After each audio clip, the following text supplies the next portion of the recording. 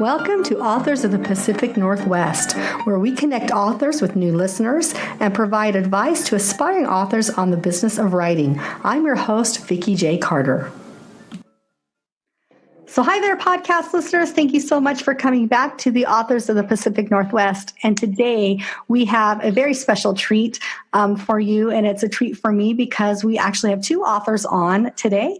One author you guys have already met if you've listened to the podcast in the past, and his name is Frank Zafiro. And so Frank, say hi. Hello again. Hi, I'm so glad you're here. And Frank brought along his co-authoring buddy, Colin Conway. So Colin, say hi to everyone for us. Hello, everyone. So listeners, what we're going to do is we're going to get to know Colin a little bit. We'll reintroduce you to Frank and kind of his background and what kind of authorship that he's done.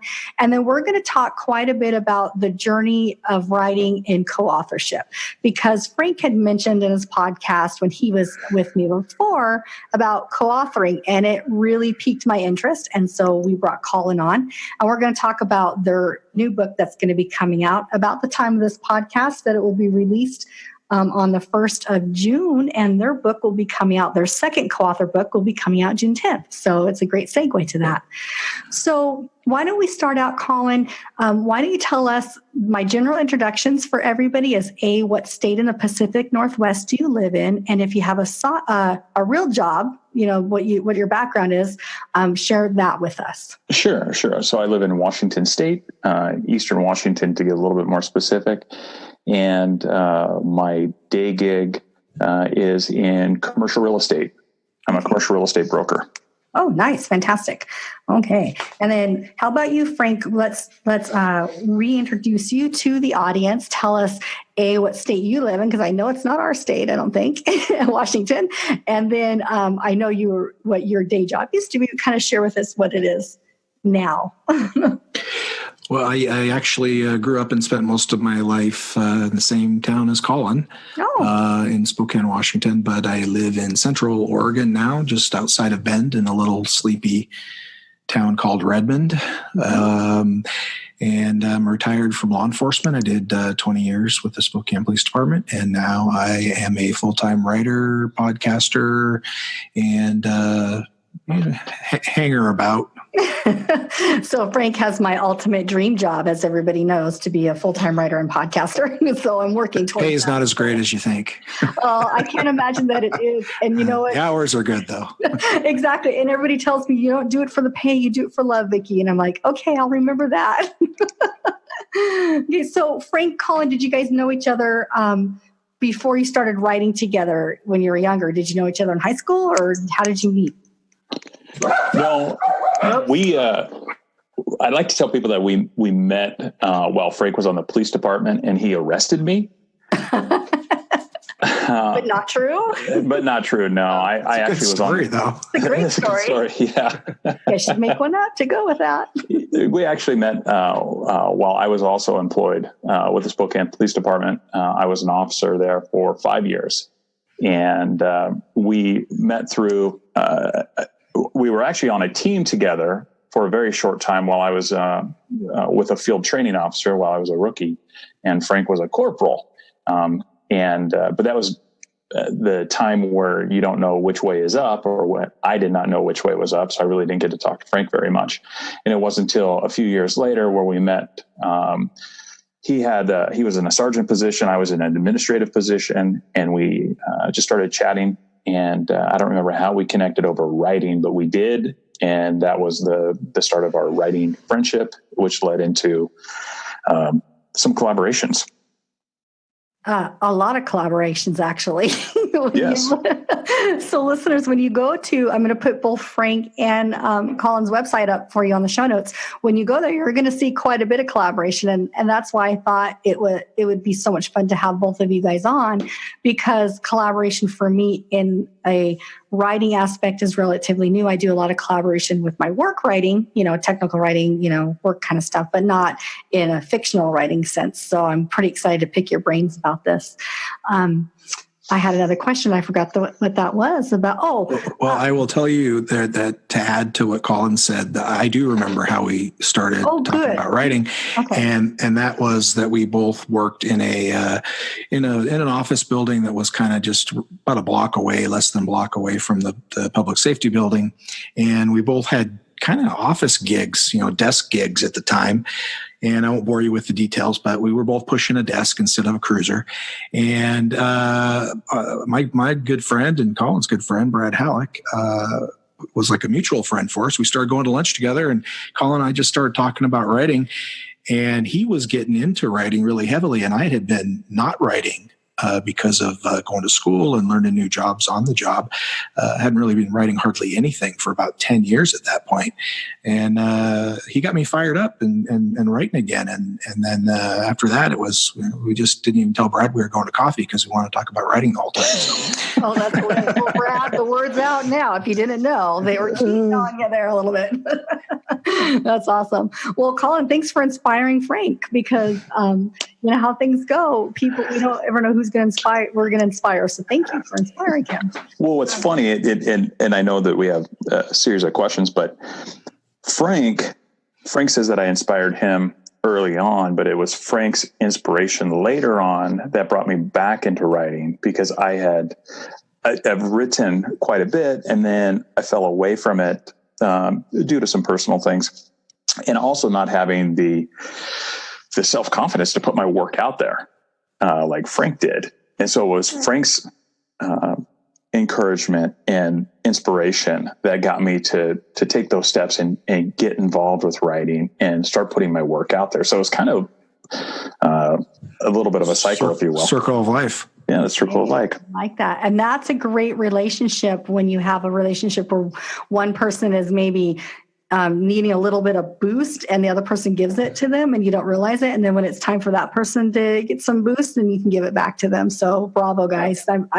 I'm grateful. So Colin, you might not know the circle around of how I met Frank, but I met Frank. I'm a completely budding writer. So I'm working on my very first novel, and I started a podcast first because I'm crazy, and thought I would have all this time in the world to interview authors and still write this book. And my I had a PR gal that I was helping. She did classes in community college, and she wanted to have a writer to have for her class for one term. And so I said, sure. I didn't know what I was doing. I'm like, yeah. Well, she got me in on a newspaper, the Ben Review, and they featured Frank and I on the same newspaper article for our podcasts. Mine had just came out, like I maybe 3 or 4 episodes. And so I still didn't know what I was doing, still don't know what I'm doing.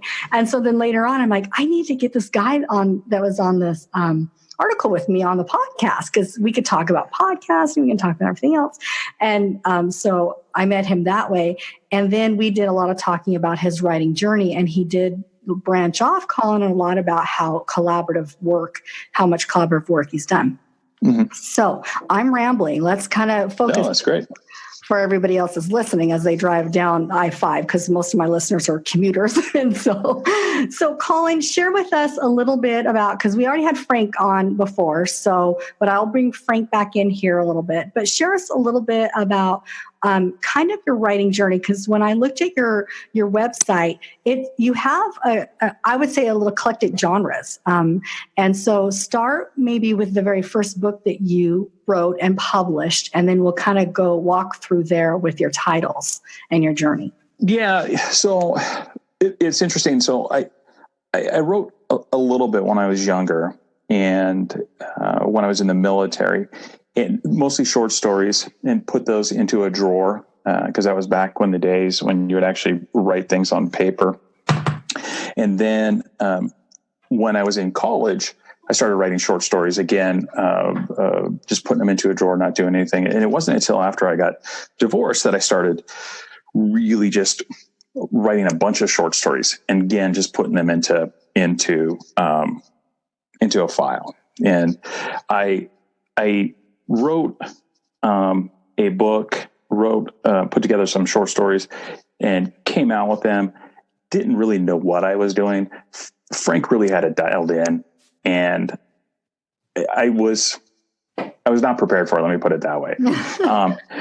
Is anybody ever prepared for this kind of stuff? No, but I probably should have done a little bit more homework, but it probably should have been a little bit more prepared. But I pulled those titles back and went back to work. Unfortunately, what I did was I got involved with a writers group, and sometimes writers groups can be extremely beneficial for you. And I was with a group that had a very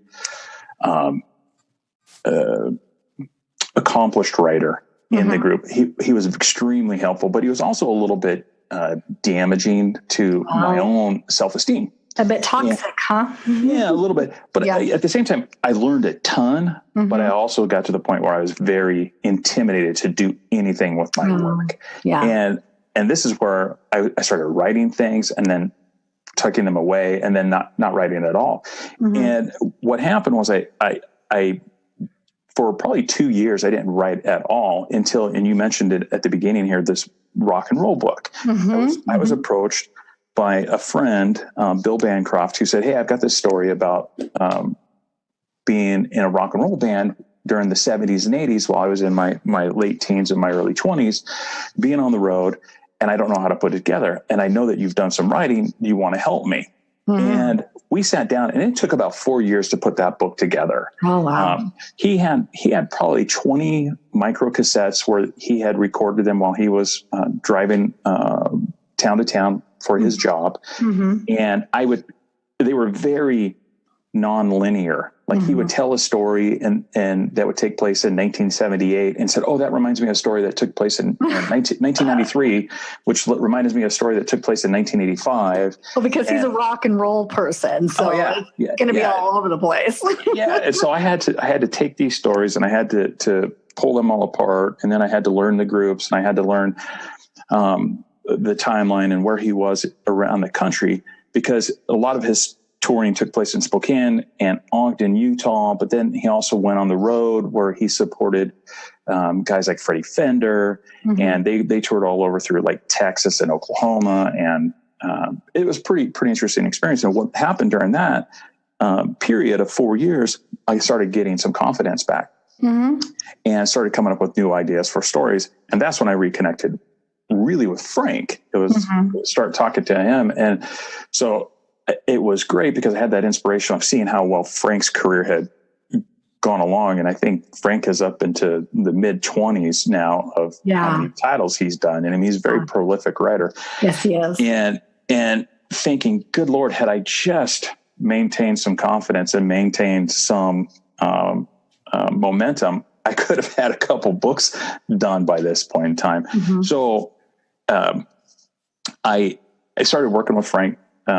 And I recently came out with a book at the beginning of this year called The Side Hustle, which is the first book in a series of stories based around Eastern Washington. It's going to be the 509 Crime Stories series. Okay. And so additional titles will come out later this year. Why 509, Colin? Yeah. Thanks, Frank. I was going to jump in because the name The Side Hustle is my loving nickname for my everything podcast and writing. So when it's not, that's what we call it in the house. My husband's like, "Oh, you got a podcast, you're going to do The Side Hustle." So everybody in my house, my family knows Vikki Side Hustle. So when I saw that title, I'm like, oh man, he took one of my titles I wanted for a future book. But yeah, go ahead and share with us why it's a 509, correct? Well, so the 509 Crime Stories, it takes place in Eastern Washington. So in Western Washington, there's 5 area codes that cover that 1/3 of the state because of how heavily populated it is. But only one area code covers 2/3 of Washington state. And the way that I've written my stories, my novels, and a number of my short stories, I don't always focus on the same characters. They take place in the Spokane Police Department, and they'll have reoccurring characters that may be the lead in one story, and then they're a supporting character in the next, and they might just have a mention in the third, a lot like Ed McBain did with his series. And so I needed to come up with a way to group them all together. And 509 covered the entire 2/3 of the state. Yeah. So I have a sheriff down in Colfax. I know where Colfax is. I think I got a ticket there once, I think. Right outside of. That's the guy that Colin's talking about. That's the one that gave you the ticket. Exactly. Exactly. So there's not a lot in Colfax, if I remember right. And I don't think they post the sign out where, I think when you're coming out of Pullman, you can go to Colfax. Exactly. Yeah, that's where I got the ticket. Yeah, because I went to go see my daughter in Pullman, and nobody warned me not to speed in Colfax. Yeah, you're pretty much in you sneeze and you've driven through the town, right? Yeah. Well, I met him. Yeah, exactly. But it's so the 509. That's the series cool. that's coming out, and there'll be several titles that'll be coming out later this year after the release of a book that we'll talk about here in a little bit, Charlie 316, and these books have been written and sitting on a shelf for a couple years. And this is, again, some of the encouragement of Frank to get going, get them out. That's finally happening for me. So a very exciting time. Well, I love it. And I think that you touched on a couple of really important points. I think Frank and I talked about writers groups on our podcast when we did together. And I talk about writer groups often with almost every writer that comes on. I ask them similar questions. And I didn't really put together a lot of questions for our podcast together because I just wanted to share and talk with you guys. But the writers group is such a valuable tool, but it can also be, like you mentioned, a very traumatizing situation if it's not the right fit for you. And I tell people all the time, you can fire your writers group or you can leave. It's fine to leave. It's okay if you're not getting something out of it. But the having to build back up your confidence is so important that you found somebody else or other people to help you, Colin. That's fantastic. That's a good point. I didn't realize that I could fire them. Because it really was it started off as a great experience, and then it became not so great, and then it was like, oh, I'm afraid to write. Mm-hmm. Oh, yeah. Yep. And it's unfortunate. It was unfortunate, and So. But I'm a believer in seasons, and so I believe that this is the right season for you. So regardless of shoulda, woulda, coulda, right? Exactly. I had a very, very, very similar experience. I had been writing quietly to myself and to my family, only knew that I had this dream of being a writer. And in my work, I work full time for a higher education institution, and we do quite a bit of writing. Well, one of the aspects of writing that we do is performance writing for when we were supervisors, if you had to write warnings and things like that. And I had a group that I needed to do some disciplinary action, but I wasn't ready to write warnings yet because I wanted to work on some training. Well, my supervisor at the time actually lobbied that I was afraid to write. And I'm like, no, I'm not. I'm a really great writer. I have no problem in writing if it's something I believe in, right? And we went round and round and round about it. And I actually shot my confidence down because of just the scrutiny around the aspect of that particular kind of writing that I was required to do didn't really fit what I believed at the time for the actions and things. And so there was a moment where I almost was not going to write again. And because I'm like, man, maybe I'm afraid to write. Maybe I suck. And let all that self-talk kind of go in there, and had to quickly get out of that really fast. So I identify with that very well. So Frank and you reconnected, and were these books sitting there? Did you self-publish? Kind of how did that process go for you as far as the publishing goes?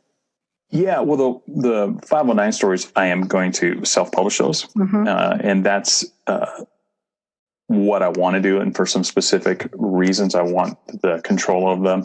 And there was an article that was written by Lawrence Block several years ago who said that if he was starting today, he would self-publish, which I've always remembered that. I read that article too. Yeah, and it kind of stuck with me. And it was one of those ones where I was like, gosh, why? When I see all these other authors who are doing, selling their works and getting,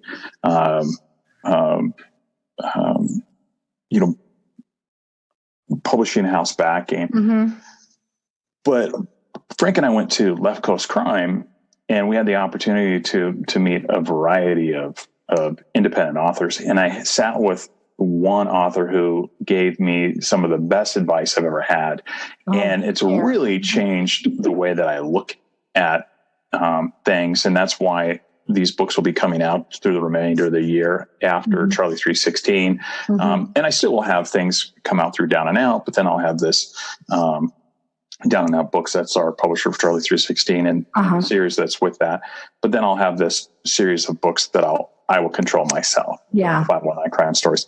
Can you share that advice, Colin, that was given to you? Because I'm in the process of, if you can share it, if not, talk around it in a way that you are not sharing somebody else. It's pretty, it gets pretty myopic, and it gets pretty, myopic, not the right word, it gets into the weeds on marketing and that kind of thing. So the business of being an author. It gets into the business of being an author, which is one of those things where I've always enjoyed just sitting behind the keyboard and writing. And I think that's why I've written so many of these books, and they just sit there. Whereas, again, I look at Frank, and I think Frank has been very good at the business side of it, which I think is kind of an interesting take on our personalities because of what I do with commercial real estate. I can get on the phone and make phone calls, cold calls all day long and not have any problem doing it. But I try to do that with my own writing, and I kind of turtle up. But that's what this conversation was with this other author. And she went into the weeds a little bit on it, gave me a lot of ideas.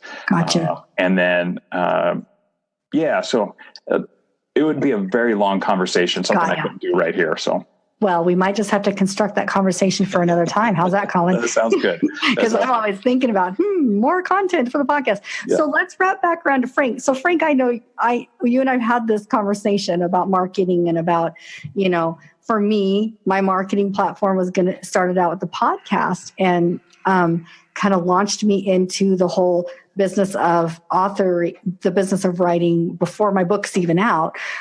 So Frank, how did you come alongside Colin in that sense? I mean, you were already publishing and working on stuff together. So did you guys decide that you're going to work on a book together and then you're going to go from there and kind of teach them the ropes as you go? Or was it that obvious, or was it more organic?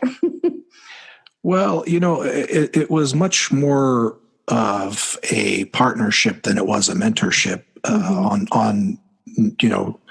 96% of it. And then, for the other 4%, we each kind of mentored the other on the 2% that we had more expertise in. Gotcha. And, about a year after we started writing short stories, I started writing short stories again after we kind of got to get to know each other there while we were both still on the job. I had already written a couple of River City books, and we started talking about writing a book together at that point. So this was like 2004, 2005. Oh, got you. And we decided to do that and to write it set in the River City universe, in the universe of the characters that I had already created. Because I think I had a couple of the River City novels done, and I think I had written or was writing a spinoff called Waist Deep that was, the same characters just 10 years later. And, we talked about how to do that. And I honestly, I don't remember how we came up with this. Maybe Colin does, but what we came up with was this way for us both to write a book together was what I've since called a dual first person narrative with alternating chapters. And so I wrote one character, Detective John Tower, a police detective, and Colin wrote another character, Virgil Kelly, who was a mob enforcer for a California mob. And both men are looking to find the murderer of Fawn, who is the biological daughter of Virgil, and the murder case is on the desk of Detective Tower. And of course, they're going to use different means based on their skill sets and their resources. And so you've got these two parallel investigations with very different approaches happening, back and forth chapters, crossover characters that they both run into in situations. They even see each other from a distance at times, and eventually interact. And so we worked on that together, and it was a pretty hefty book. It was well over 100,000 1,000 words. And it went really well. I mean, I went surprisingly well. And we had a pretty loose outline until we got pretty close to the end, and then we kind of tightened it up for the ending.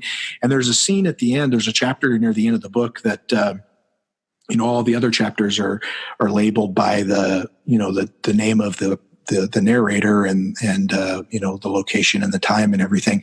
And this chapter is just called Confrontation, because it's a chapter that has both of us, both characters, back and forth within the chapter.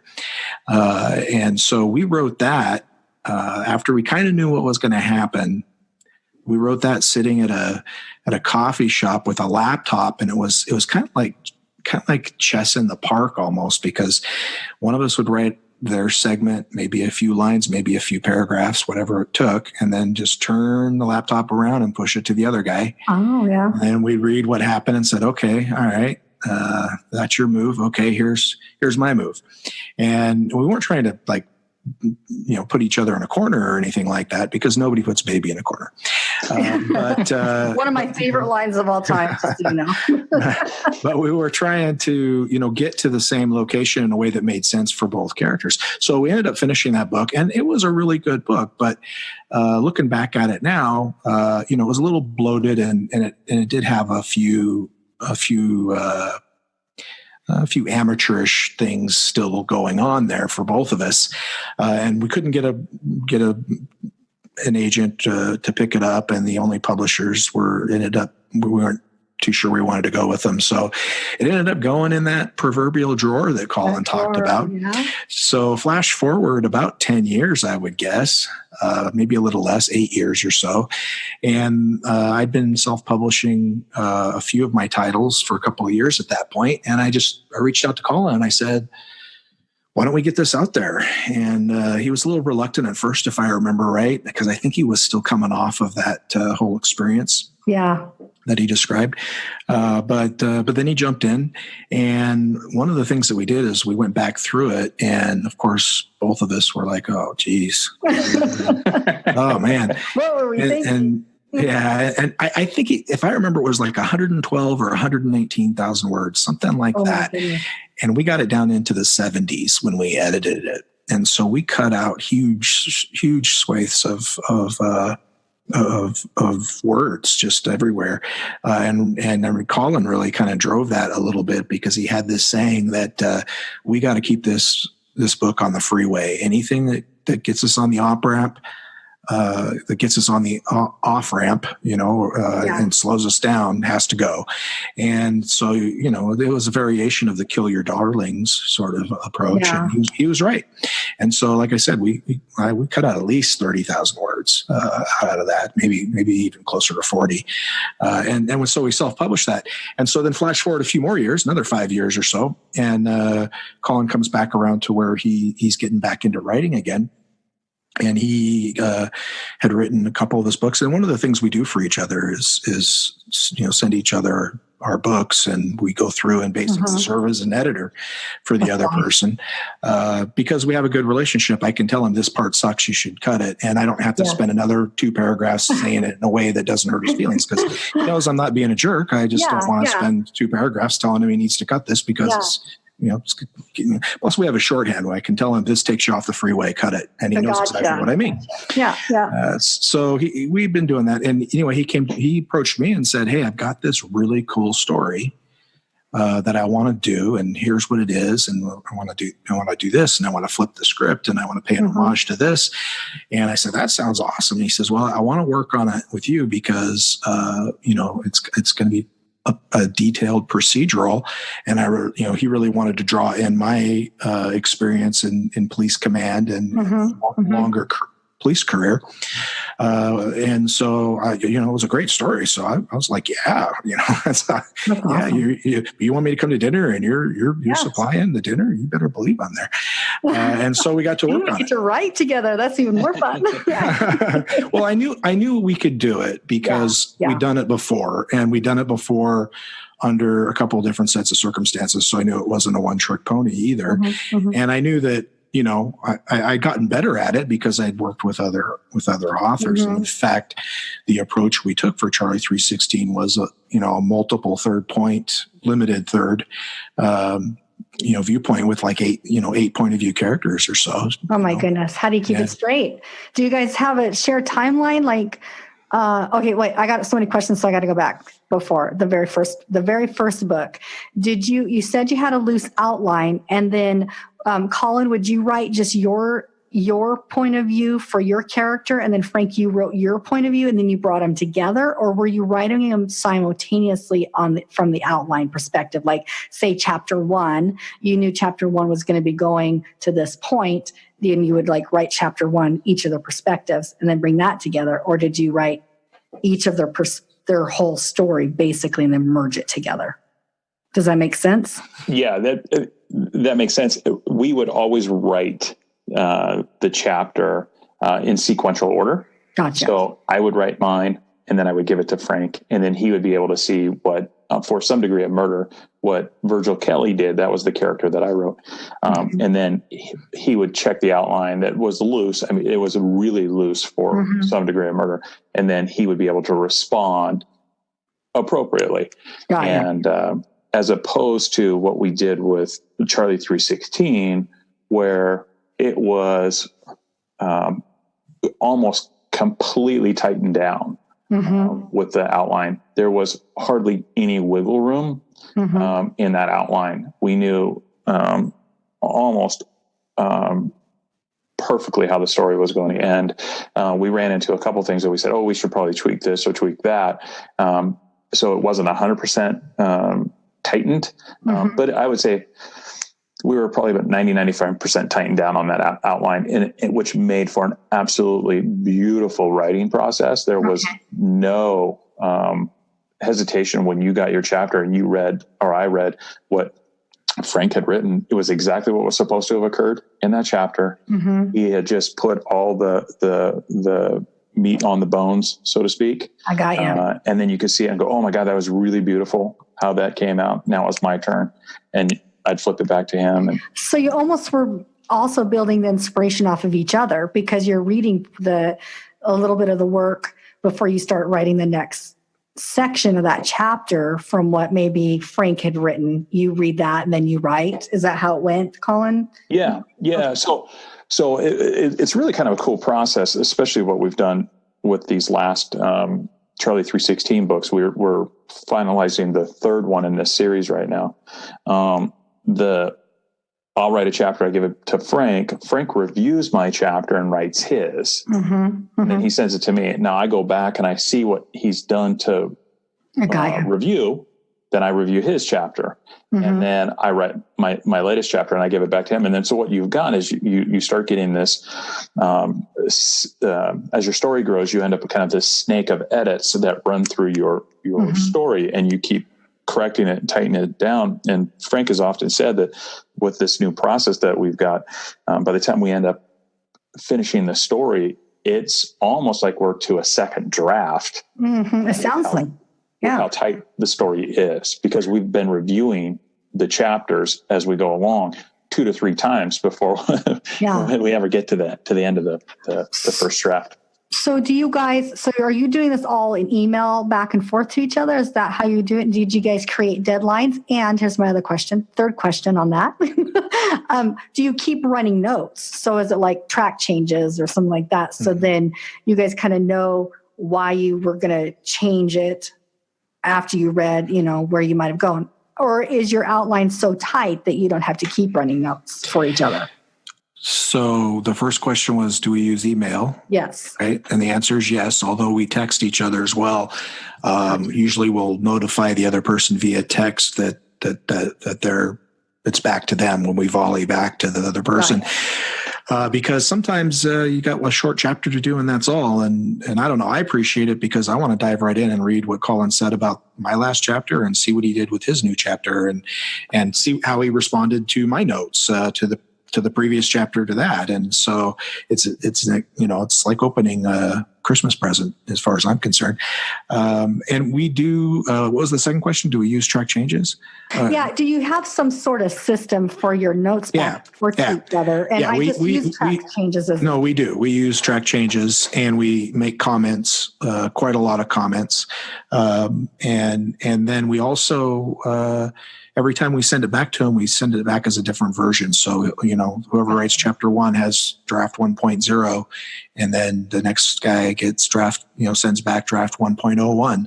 And that way, as we resolve comments or corrections or issues or discussions, we'll delete them out of the existing draft. But because we've been numbering them, if we ever needed to go back and review, well, God, we're in book 4 and we had the conversation about this problem in book 2. What was it?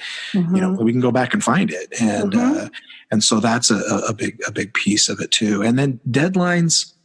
I think we have self-imposed deadlines that basically go like, I want to get this back to Colin as quickly as I can and still do a good job. Like on this last one, the third one that that's in second draft stage right now, we were volleying that back real fast a couple of times. You go back and forth 4 times on a weekend or something with multiple chapters for each guy. And it came back to me like on a Sunday night one night, and I was like, wow, I really want to dive into this, but I got 3 chapters to write and I'm beat and I don't want to do a crappy job. So my deadline is as soon as I can get it to him and do an A+ job. And I suspect he has a similar deadline. Yeah. So, but you guys didn't say, okay, we're going to have chapter 1 out by this time. It's just more organic between the two of you. There's no need for deadlines, man. You talked about the excitement of working together and stuff. It's a supercharged excitement. It's like that times that you go to coffee with another author and you get all jazzed up talking about your work and she's talking about her work and you're all encouraged and you want to go home and write 10,000 words and everything. And I mean, it's like that every day or two. So the deadline ends up being pretty unnecessary. Well, and I think that there's also that level of responsibility to the other person. The accountability aspect has got to be. I don't feel that sometimes when I'm writing for myself, if I want to stop in the middle of a chapter and I think, I've had it for today, I'm not feeling it, I can get up and walk away. But when I know that Frank is waiting for me to get this chapter back, I'll sit there and I'll say, okay, I've got to do this. I got to get this done. And I'll stay motivated. And, part of that's the friendship. Part of it's, I think, who we are as individuals. And it's like, I don't want to let him down. So I've got to get this done and get it back to him. And like he said, it's not like, well, I'm going to stay up and grind myself past midnight and do a terrible job, but it is, I'm not going to work on something else first. I'm not going to write a different project. I'm not going to, goof around and watch TV. I'm going to make this a priority, and this is going to go to the top of the list. So. Well, you guys just described an amazing partnership in collaborative writing that I didn't really know existed out there. I'm sure I've read books where people collaborated, but it never dawned on me until Frank came on the show earlier and talked about his partnership with you, Colin, and with other authors, how beautiful that process can be. And I got excited. I'm like, oh, there's a whole new future out there besides just writing on my own. Because sometimes people don't realize how much isolating it can be to be an author. Are in your head a lot by yourself and with your characters, mind you, but you're by yourself. Right. And so I love this partnership you're talking about and how you share back and forth and energize each other. Colin, here's my question about the book. Now, so listeners, we're talking about Charlie 316 with Colin and Frank that will be out in June. So, and it's a series that you guys have worked on. And Colin, it was your conceptual idea to start with. Since you've been writing with Frank, did the story start turning? Did it take a whole different change than where you had anticipated at the very beginning? Or did it stay pretty solid? It stayed pretty solid. The overall concept, and I don't want to give too much away. But because we want everybody to buy it.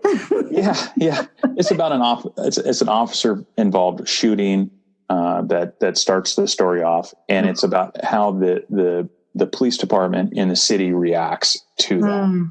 And So I'm just going to leave it right there. Yeah. However, when I started talking to Frank and I started describing elements of the story, that's when the collaborative process really began. And Frank said, oh, what if we did this with that character? What if we did this with the other character? And all of a sudden I was like, oh man, that's beautiful. Let's do that. I love it. And so while the overall concept is the same, the way that it was executed is very different than how I saw it in my head, but it's a much better product than I could have ever dreamed. I love that. The evolution of a story is so fun for an author when you're working with people that believe in you as a writer and also fall in love with your characters and stories. It's something I'm experiencing for the first time in my writers group, because I have a very healthy writers group, my first writers group that I was ever invited to. And I'm sharing with them chapters as I'm rewriting for probably the 10th time this first book's chapters. But people are seeing it, and they're all authors, several published authors, very good. And all of a sudden my characters are they're changing a little bit by input that they're giving to me, like simple things that I would have never thought of. And they're evolving, helping me evolve my characters to be more realistic and believable, and the plot lines to be more believable. So I love that. How exciting. So here's one question that I've been thinking for the both of you. And it's just kind of a real random question, so I'm going to throw you off a little bit, but I like to do that. So why in Washington State is there so many crime fiction writers and so much crime? It seems like, am I off there, or is Pacific Northwest heavy on crime fiction and real crime authors and books? From your observation. I don't think it is on the crime fiction side necessarily. I think you notice it because you live in there. So you find out writers from Washington, it resonates with you. If they're from Virginia or New York or Texas, it just kind of goes, they're from somewhere. I don't, it doesn't, but no, this one's from Washington. And then I think, didn't Anne Rule live in Seattle or something? Yeah, she was. And when you have the Danielle Steele of true crime, I mean, it's kind of an unfair,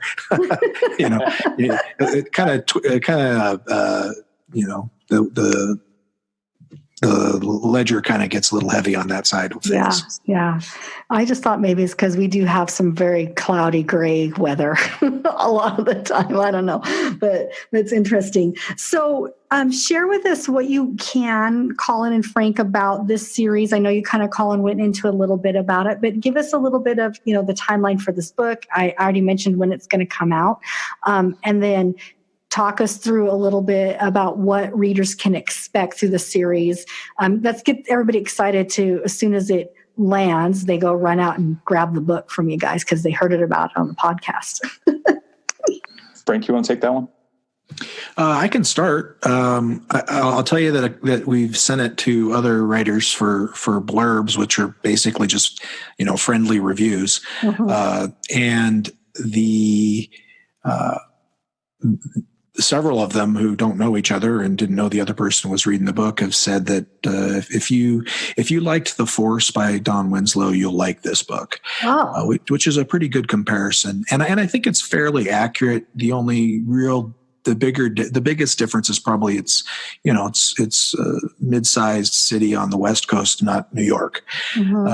But officer-involved shootings they get a lot of press coverage, and if there's a racial component involved, or if there's a questionable or even slightly off sort of fact about it or situation, or if it's just out and out looks horrible, it gets even more press, and rightfully so. And so, Colin's idea, as I understood it when we were getting off the ground with this, was, hey, I want to explore this, but I want to do it in a way that isn't going to immediately make everybody go straight to their entrenched positions. Now I'm paraphrasing. These weren't his words, but it was the idea that I got from him. Because if I came to you and I said, Vikki, what is your let's talk about gun control. Let's talk about abortion. Let's talk about, you're going to automatically go to your political. It's a hot button issue. And people, they've got their ready-made defenses, arguments, and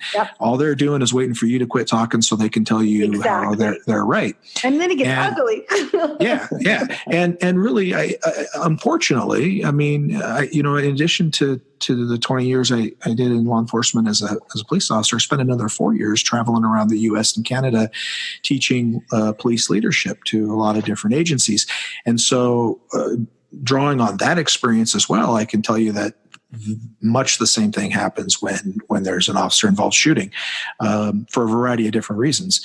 And so, Colin's idea to kind of flip the script a little bit and make the model officer who gets involved in the shooting a black man, and the victim, if you will, the suspect, if you look at it differently, the civilian, if you want to be a little more neutral, a white man. Now, given the demographics of Spokane, it would be unrealistic to do it any other way. Yeah.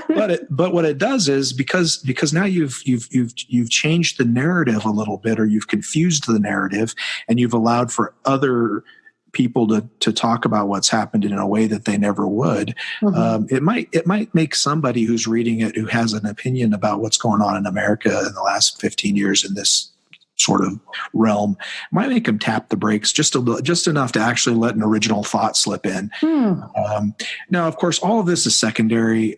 We didn't sit down to try to do this as our primary objective. The primary objective is to tell a great story. But the theme of race and the theme of what happens when there's an officer-involved shooting was definitely on our mind. And maybe Colin can share, some of the different groups and types of people that we wanted to make sure as characters within the book had their particular voice, their particular perspective shared, because that's what we try to do, is to come at it from all these different ways. And I don't think we forgot any major, group, but maybe you could touch on that, Colin. Yeah, Colin, do.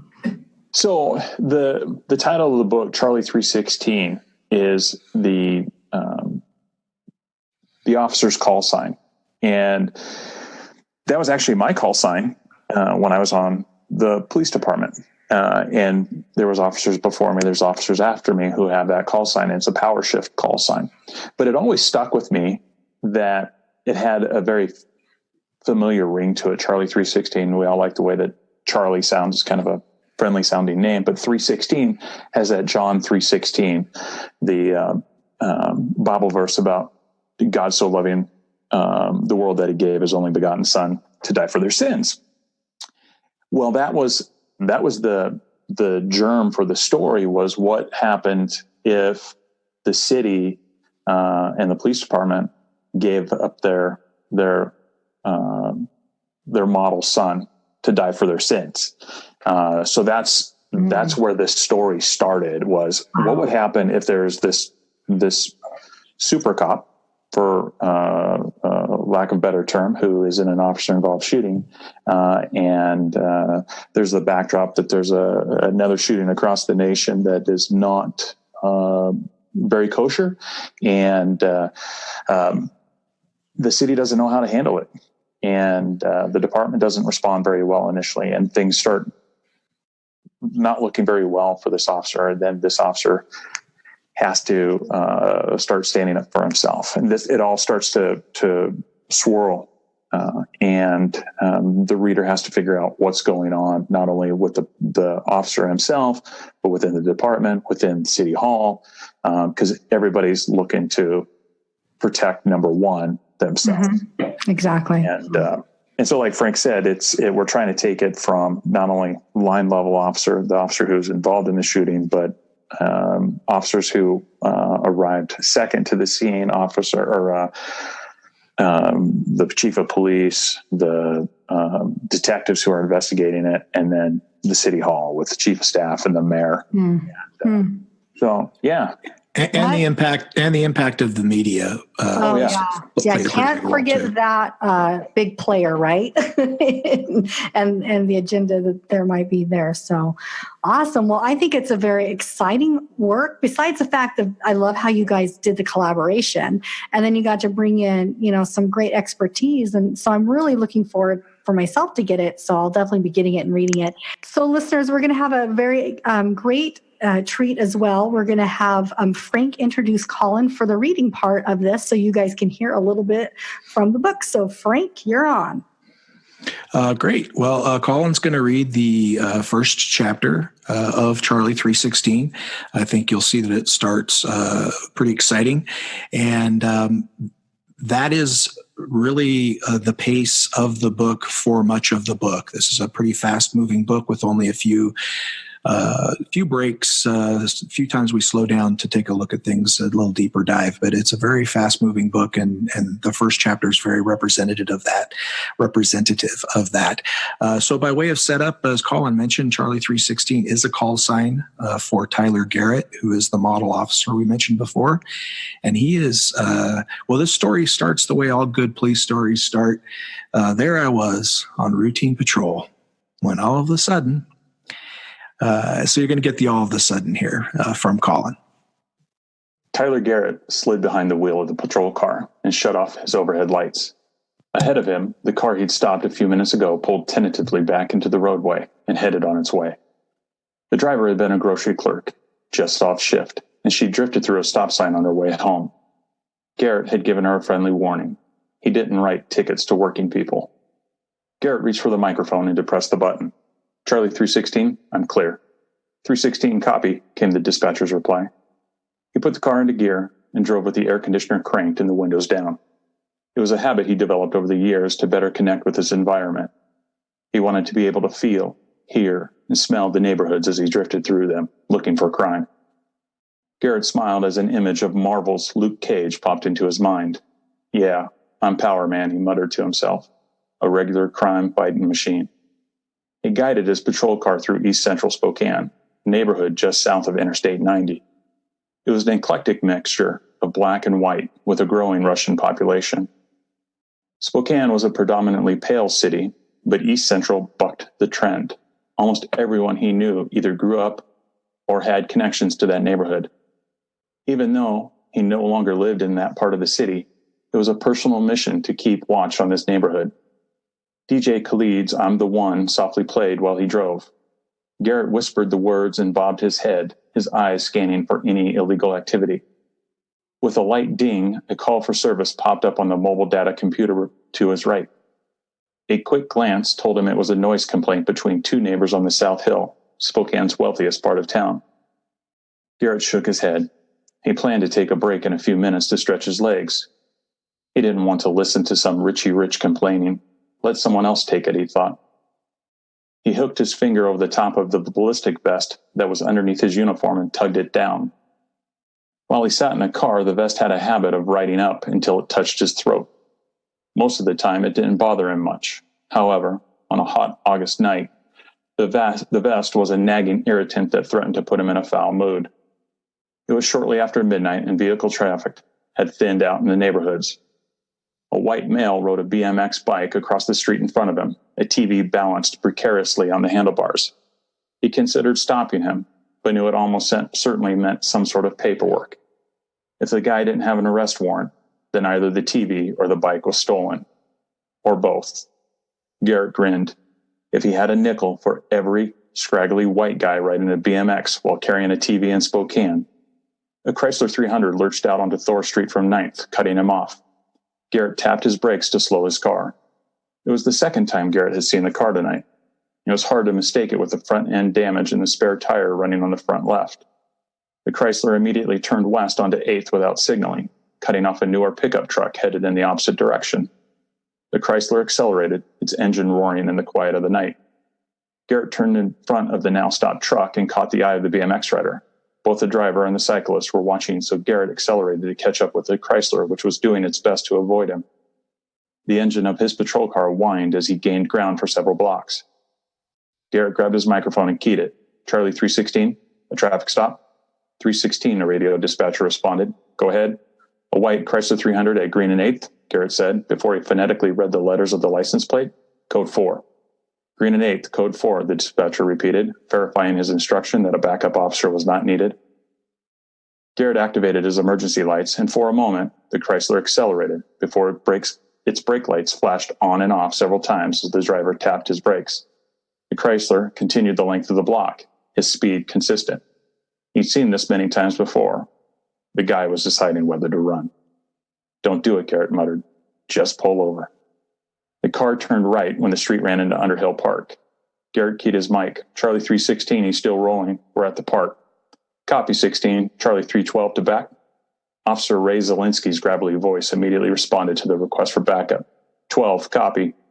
The Chrysler suddenly pulled over and stopped on the right side of the street. The park was on the opposite side, and an older home with a for sale sign stood on the right. Garrett immediately parked his car behind the Chrysler and hopped out, watching for signs that the driver might run into the park where he had played as a child.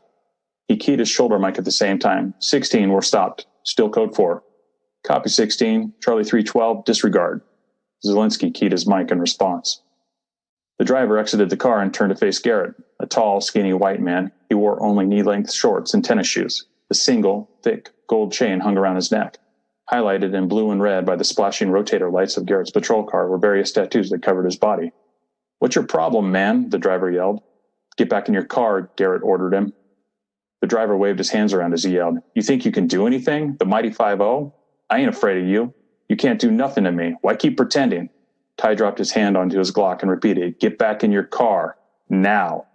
I'm not taking this anymore, the driver yelled and reached behind his back. Garrett unsnapped his holster and freed his Glock. A shot rang out and the window in his driver's door exploded. Garrett's mind froze for a split second. He hadn't seen the driver fire, but instinctively he pointed his gun at him. A second and third shot rang out. He snapped his head to the right in the direction of the shots. They were coming from the vacant house. Ambush. The realization hit him hard. A surge of adrenaline seemed to explode through him. He dropped behind the driver's door and took a deep breath to steady himself. Training kicked in as his mind immediately switched into tactical mode. 2 points of fire, he thought quickly. The car and the house. They had him triangulated. Garrett's mind raced and came to one immediate decision. Eliminate one threat now. More shots cut through the night as rounds thudded into the patrol car. Glass exploded and rained down around him. Remaining crouched, Garrett quickly scooted out from behind the door and fired 2 shots at the driver. At least one round found the target as the driver collapsed to the street. Ty moved to the back of the car and arose slightly above the trunk section. He fired 3 quick shots into the house before dropping below the cover of the car. Without hesitation, he moved toward the hood of the car. As he shuffled along in the crouch, he changed magazines, keeping his weapon fully loaded just as he'd been trained. At the front tire, he raced back into view, prepared to fire. Garrett realized no more shots were being fired from the house, and the eerie silence had descended upon the neighborhood.